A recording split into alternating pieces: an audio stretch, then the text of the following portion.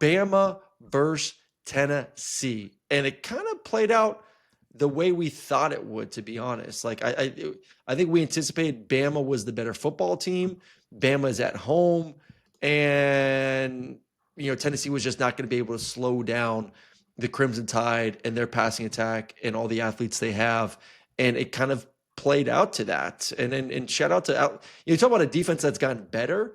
Alabama's defense continues to get better and better and better and better. And this may be still, I think, they're playing as good as anyone in the country right now on both sides of the football. I totally agree with you. And I think, just watching that game and kind of, two heavyweight boxers felt like feeling each other out and Tennessee's driving, marching down the field, to kind of end the first half here. Ooh. And they line up and they go jumbo. And I'm like, okay, if I think I know what I know, watch a pass right here. That's what I'm thinking in my head. Well, and then here they go. No timeouts to go. Say it again. No, well, I knew that's why they had no timeout. So I knew that that's why I thought they were going to pass the ball. That's why I thought they were going to pass the ball.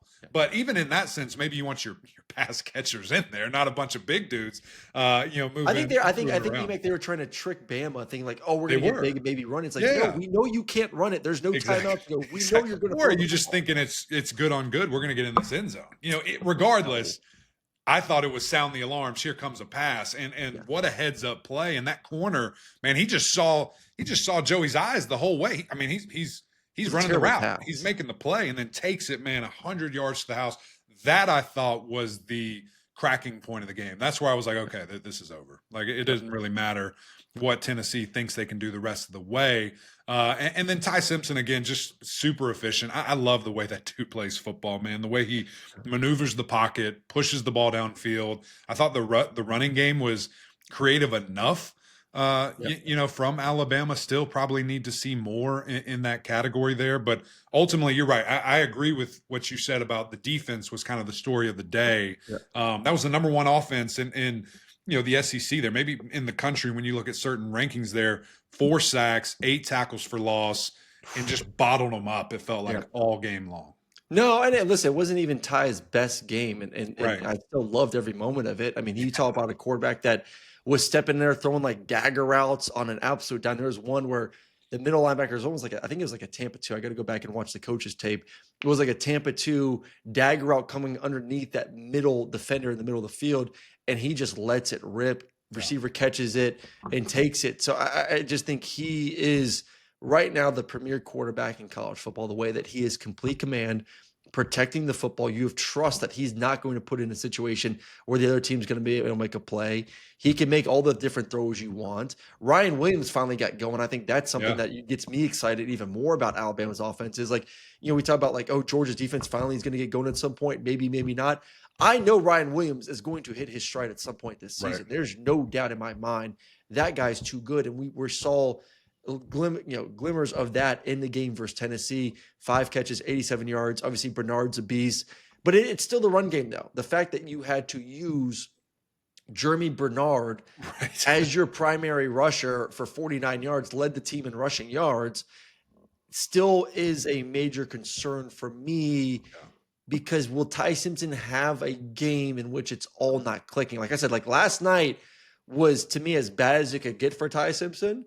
And he was 19 to 29 for 253, 2 touchdowns, looked really good. Like, I think that's like lower level. Like that's the floor for him right now, which is crazy to think about just how good he is. But is there a game where maybe that floor drops a little bit and you need to rely on the running game and it's not there? Yeah. I don't know if you're going to get that problem at some point this season. It may or may not peek its head around. But I do think that is something to obviously continue to look at is Alabama's ability to run the football and then Alabama's ability to stop the run too. Because Tennessee and Deshaun Bishop ran for 123 yards. They had over 4 yards per carry.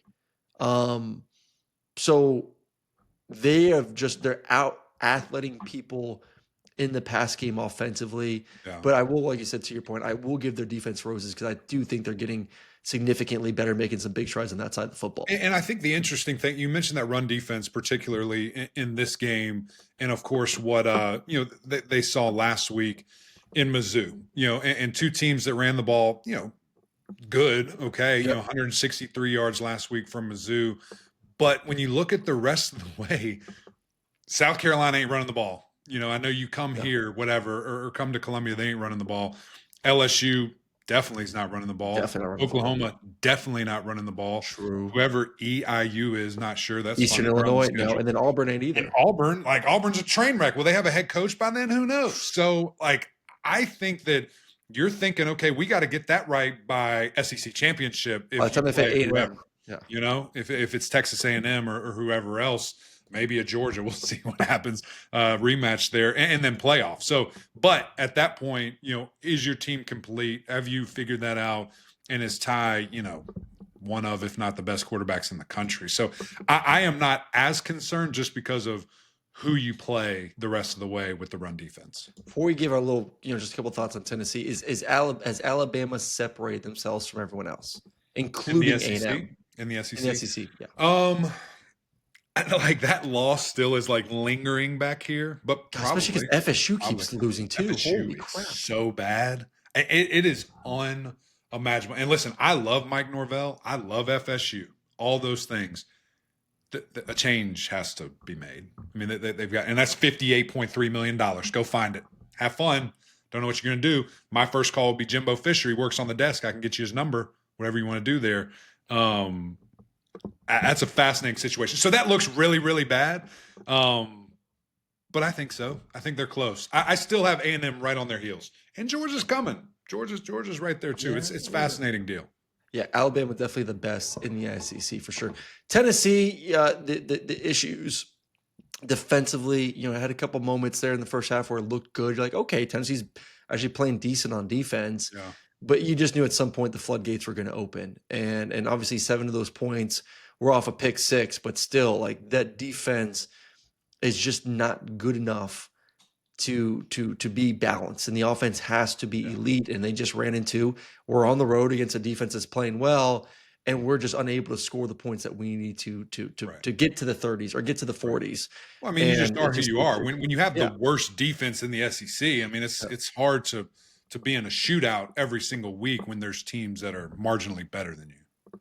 Still a top 25 team, though. Sure. Who's not in the SEC? I think the whole SEC should be ranked at the end of the day. I mean, you look at their schedule, too. Like, there's no reason I'm joking, by the way. I don't believe that.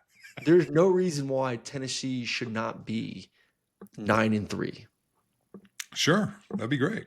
So, good season still. You know, for what we thought it was going to be with when the quarterback situation. Are they out of the playoff? Are they done? Are they out of the playoff? I don't know. I mean, this is a crazy season. Who knows? I think there's going to be one 9-3 team that gets in. I don't know if be the worst defense in the SEC though, right? Like, have fun in the Outback Bowl.